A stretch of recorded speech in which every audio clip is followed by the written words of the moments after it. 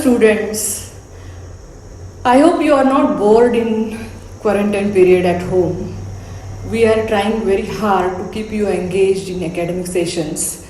Last week we did few series of SSC board subjects for 10th standard students. I hope you enjoyed.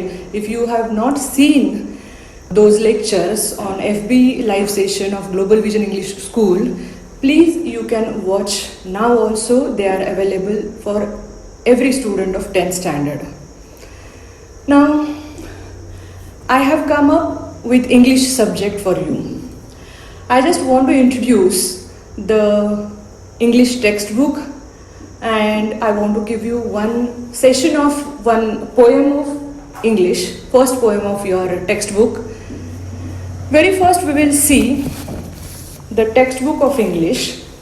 Why I am showing you this textbook? Because I know that you all are behind Target and 21st Topic Sheet and all such guides, and most of the students never see their textbook. So this is your textbook of 10th standard, Kumar Bharati. Why I am telling you to see your textbook? Because I know most of the students rely on Reliable series or 21st Apekshit Sancha or any such guides available in market, and they never go through the textbook. To be very frank, always remember that the original textbook of any subject is the real good source of study and learning.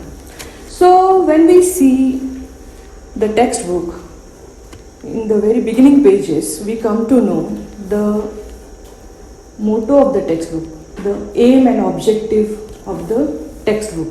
Why this textbook is prescribed, what is the aim of this textbook, and after learning this subject, what a student should be able to do. That is mentioned on the first few pages. Like when we talk about languages, language makes the student able to listen, speak, read and write. The four skills, LSRW. Now, listening means exactly what? The student should be able to enjoy, predict, think, note, summarize, appreciate, analyze, understand and respond after listening. So that is called perfect listening. When a student learns to speak any language, here particularly we are talking about English language. So when a student learn to speak any language or to speak English language, he should be able to speak clearly, confidently. He should be able to use acceptable pronunciations. He should be able to contribute meaningful thoughts. He should be able to use talk, describe, narrate, sum up, articulate, communicate.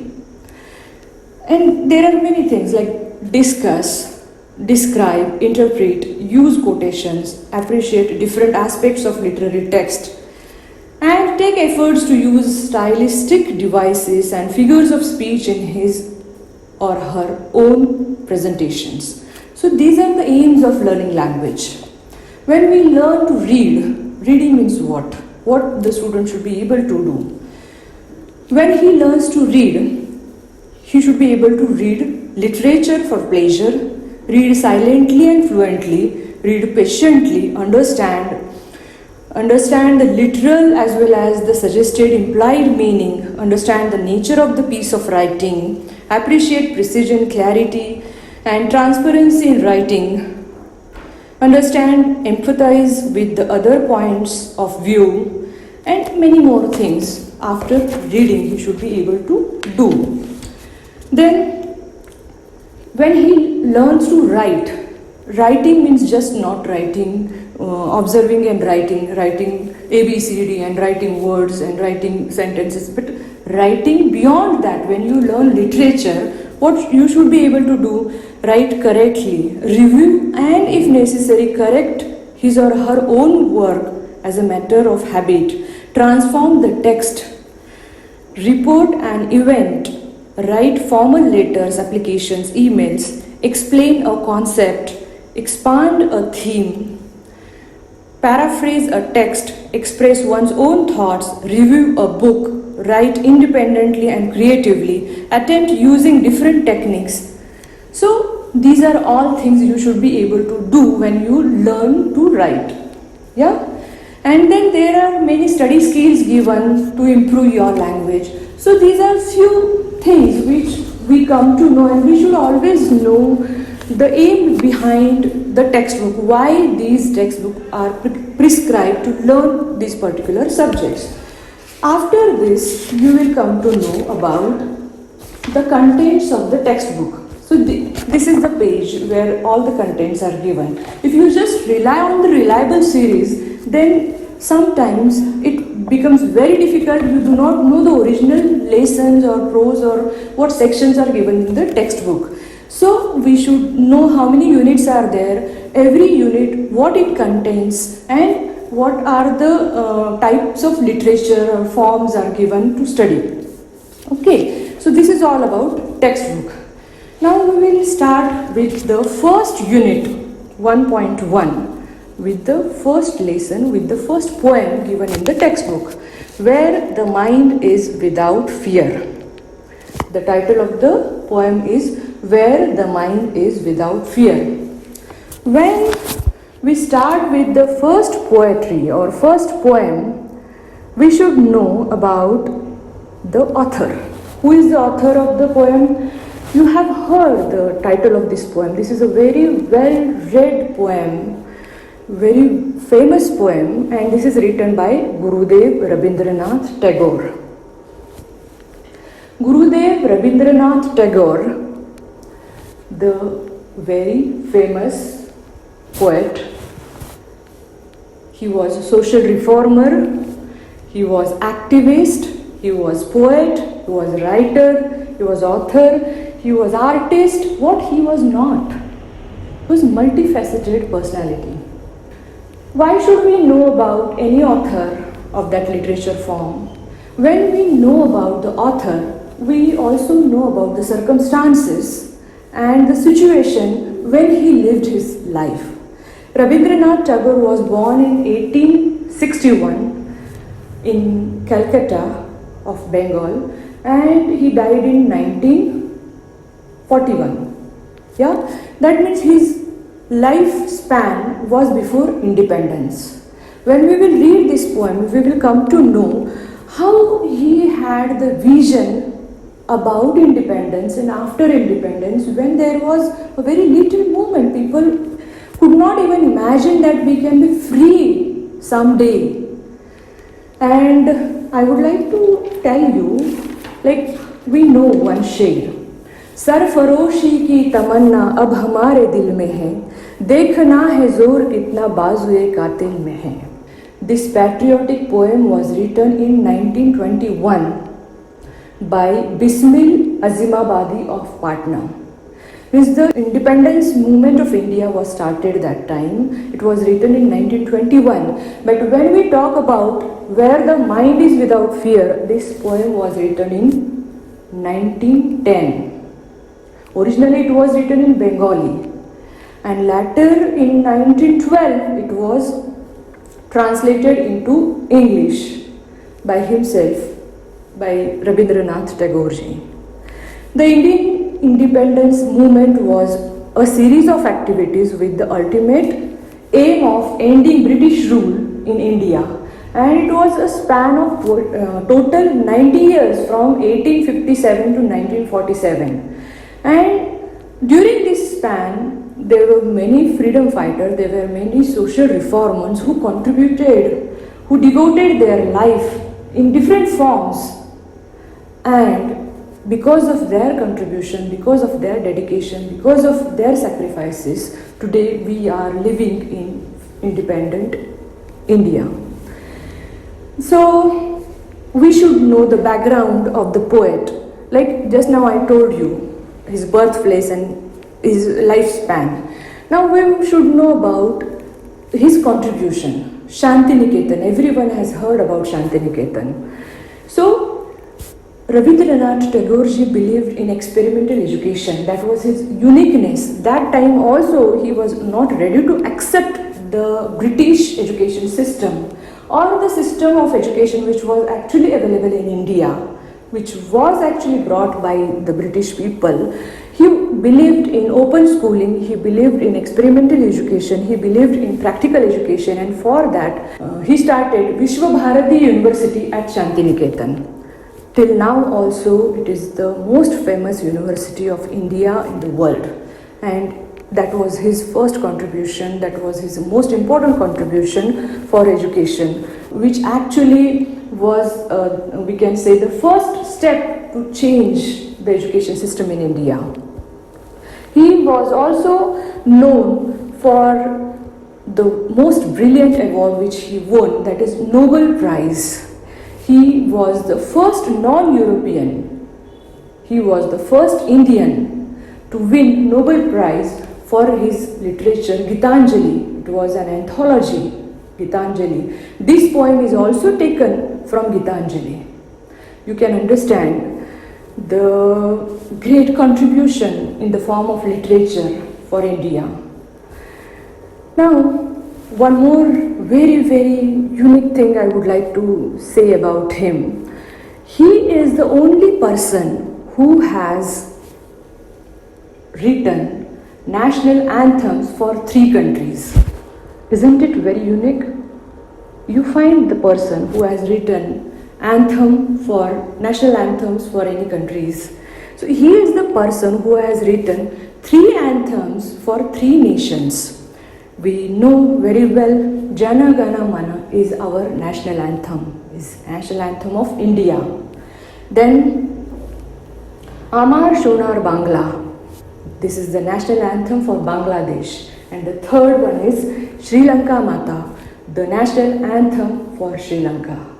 So before independence, before partition, what would be the situation, how he wanted all to be united, and all such things we come to know about his thoughts and his patriotism. Yeah.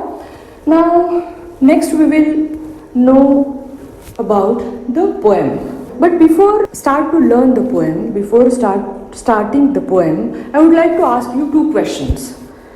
If you know the answers, you can write your answers in the comment box. If you do not know the answer, then the source is our textbook. You read the textbook, you will come to know the answer. First question is, what are the types of poems or poetry in English?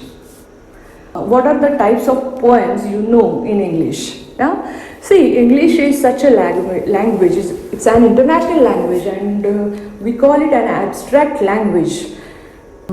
Sometimes we call it absurd language also.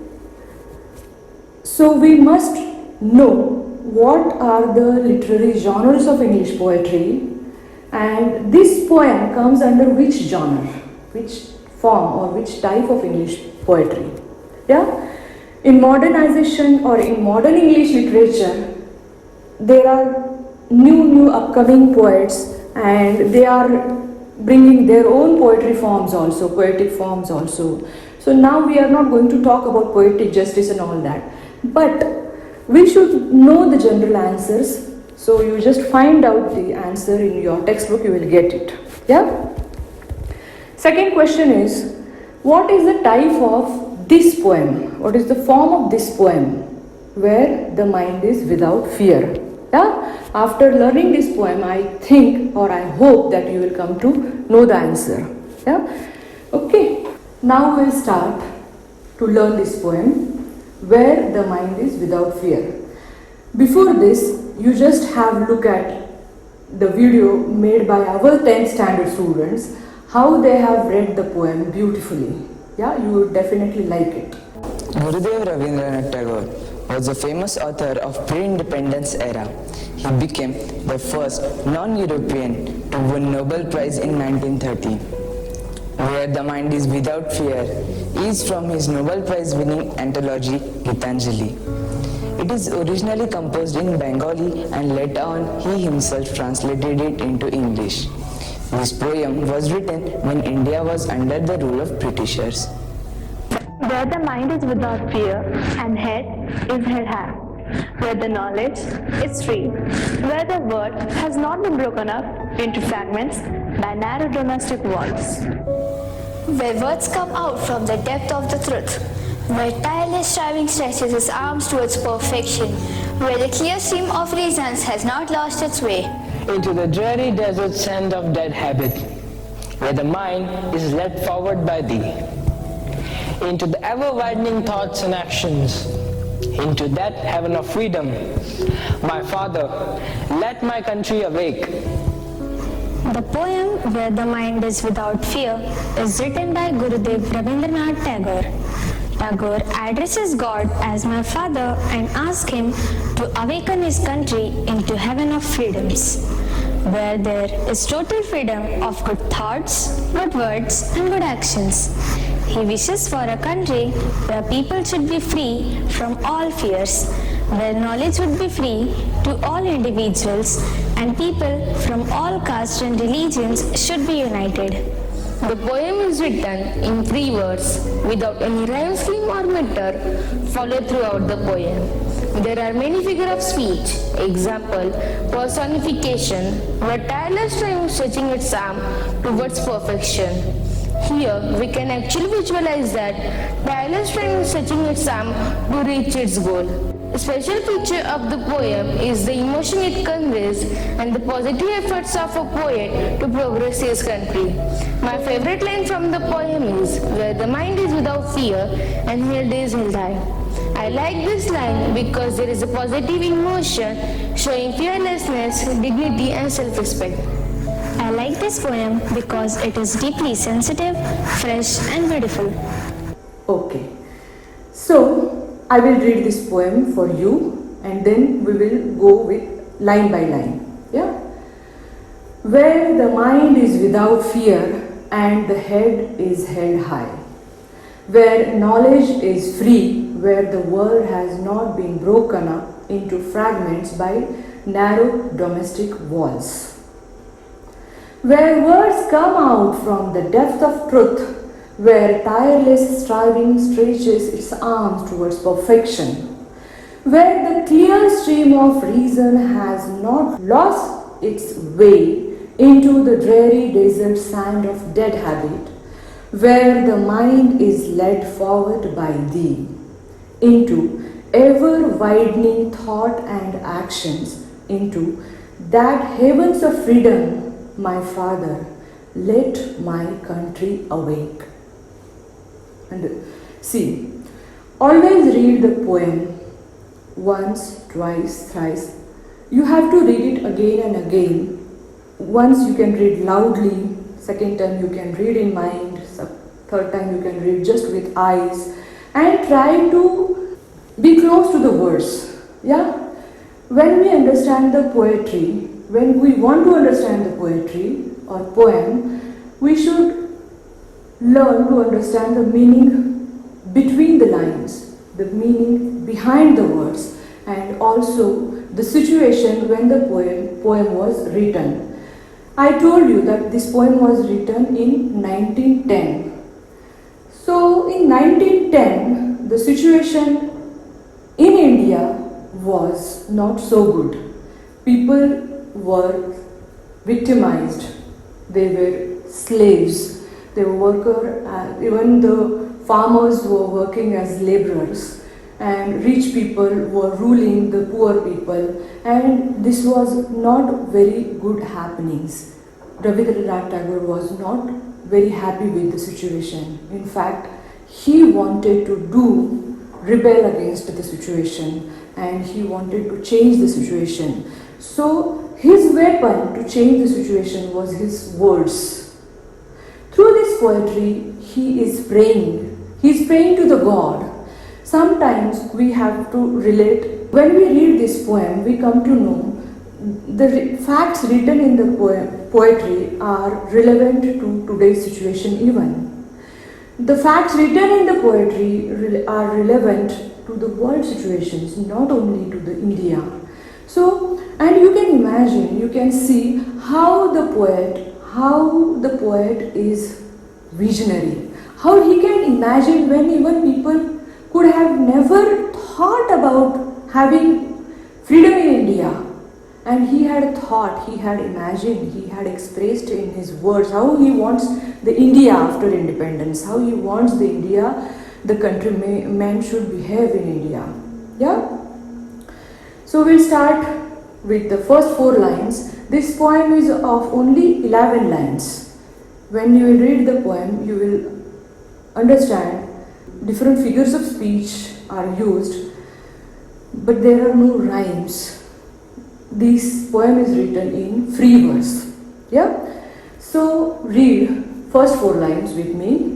Where the mind is without fear and the head is held high, where knowledge is free, where the world has not been broken up into fragments by narrow domestic walls. As I said, this is a prayer to the Almighty for the well-being of India. He is saying in the first line, where the mind is without fear and the head is held high. He wants such country where people will not bow down their heads like victims. He wants every person to be free. He wants every person to hold his head high up. Where the knowledge is free, he wants that educational institutions should make the academics, knowledge, the education free for all. It should not be available for only a particular class.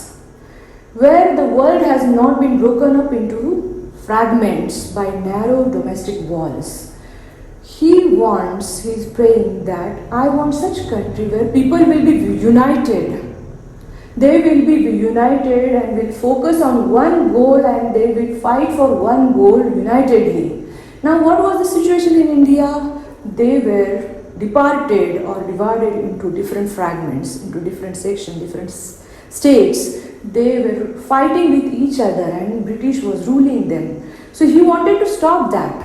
So he is writing this. Narrow domestic walls means the boundaries of the states. You are Bengali, I am Maharashtrian, you are Rajasthani, I am Gujarati. And they were quarreling with each other. He didn't want that. So it is very clear now what he wanted in the first 4 lines. Now we will see the next 4 lines.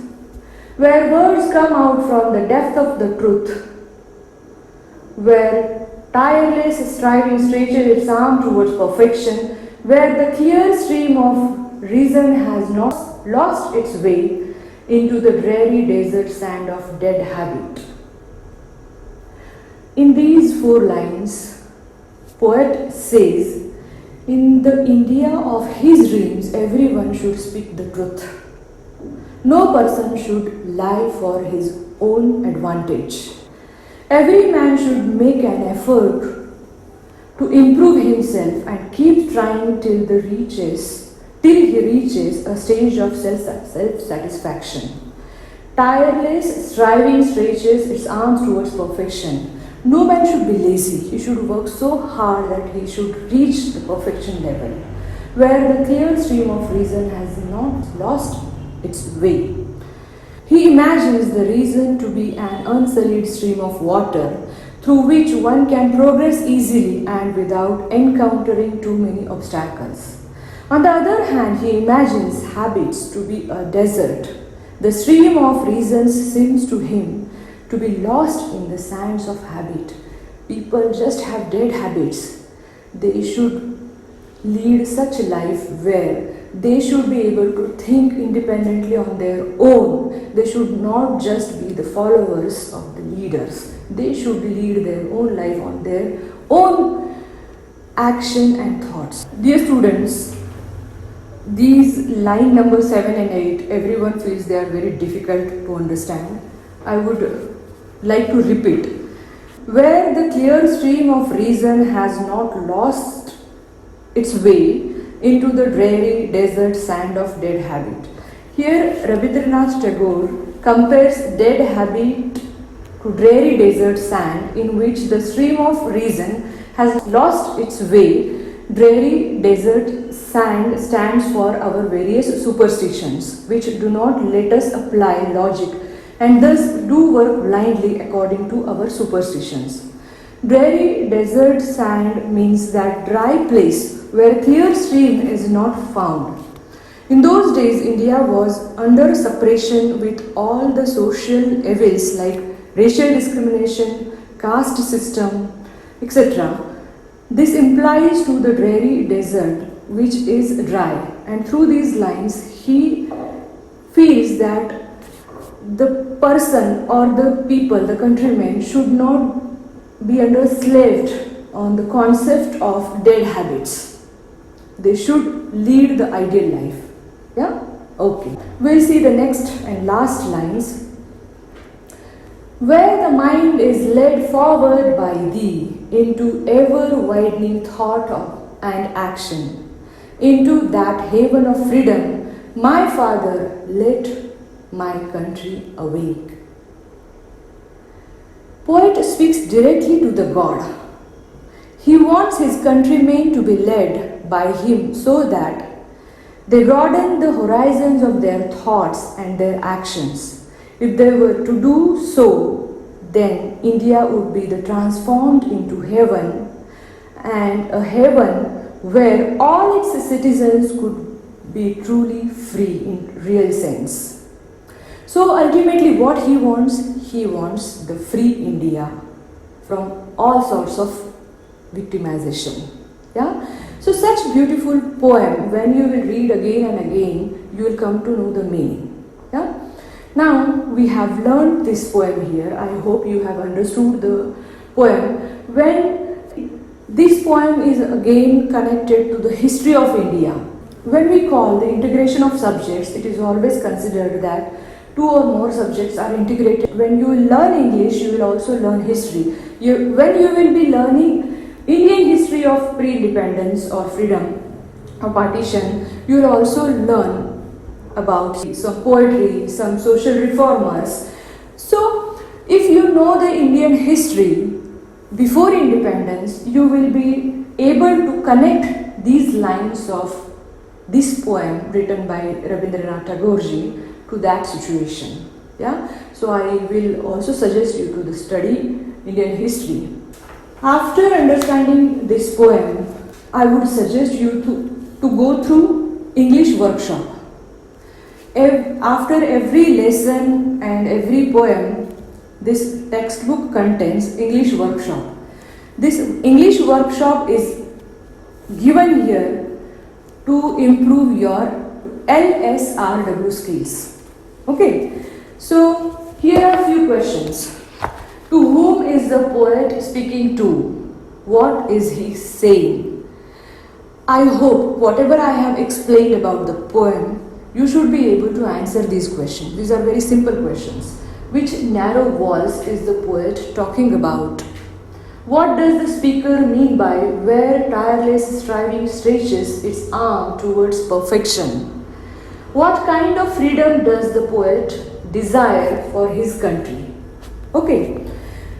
Now we will see some questions from English workshop.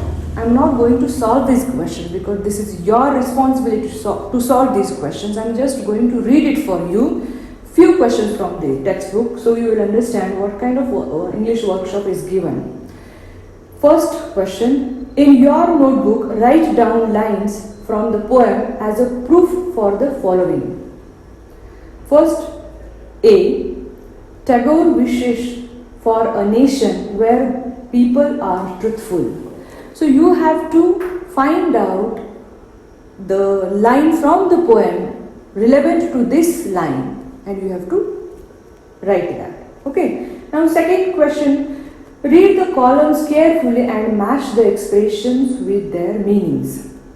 In the column A, they have given some expressions, some phrases, like first is, the head is held high.